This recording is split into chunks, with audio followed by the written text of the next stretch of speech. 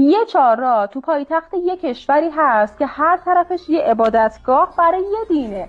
کلیسا برای مسیحیان، کنیسه برای یهودیان، مسجد برای مسلمونا، آتشکده برای زرتشتیان.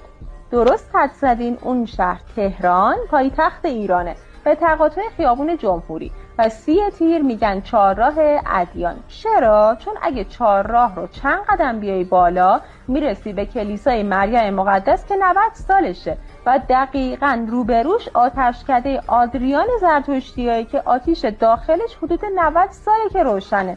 حالا چند قدم بیای پایین و چهارراه رو رد کنی کنیسه حیم یهودیاست که حدود 100 سالشه. چند قدم اون برترم مسجد ابراهیم خلیله که حدود 70 سالشه. یعنی اینجوری بگم بهت، دینت هر چی که باشه توی این چهارراه جا واسه عبادت داری، جایی که صدای الله اکبر اذان مسلمونا، ناقوس کلیسای مسیحیان، تلمودخانه یهودیان، سرود مذهبی زرتشتیان همه با هم توی فضا میپیچه بدون اینکه کسی با کسی درگیر بشه.